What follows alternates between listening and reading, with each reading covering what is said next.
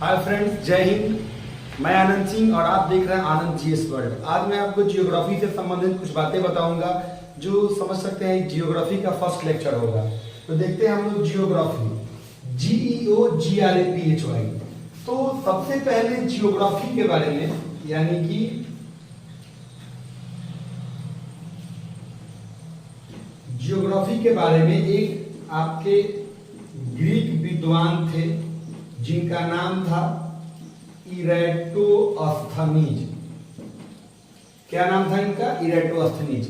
इन्होंने सबसे पहले आपका जियोग्राफी के बारे में बताया। इन्होंने इसको दो पार्ट में किया ऐसे। ये जियोग्राफी दो ग्रीक वर्ड, कौन वर्ड है? दो ग्रीक वर्ड। एक आपका हो जाता है जियो। जियो का मतलब होता है पृथ्वी।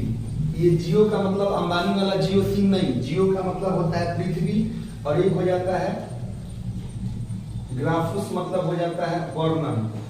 यानी इन्होंने पृथ्वी का वर्णन किया।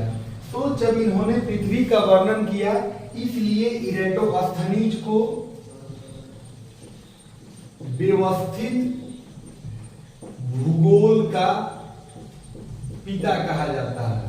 फिर से ध्यान दीजिएगा, यानी कि इरेटोस्थनीज ने सबसे पहले जियोग्राफी वर्ड दिया, इसलिए इनको व्यवस्थित भूगोल का पिता कहा जाता है।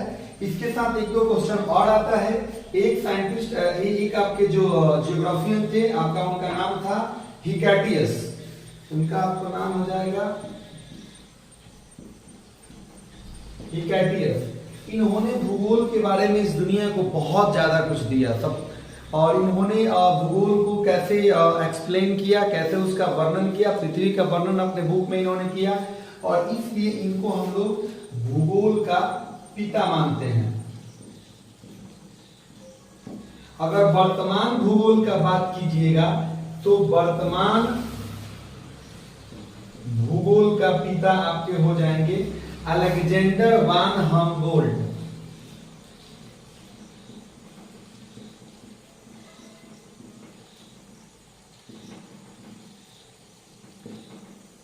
यहाँ 3-4 क्वेश्चन क्लियर होता है कि सबसे पहले जियोग्राफी वर्ड कौन दिया। तो ये हमारे हो जाते हैं इरेटोस्थनीज। यानी कि इन्होंने जियोग्राफी को दो पार्ट में किया। ये दो ग्रीक वर्ड से मिलकर बना है, एक जियो जिसका मतलब होता है पृथ्वी, और एक होता है ग्राफोस जिसका मतलब होता है वर्णन, यानी कि पृथ्वी का वर्णन।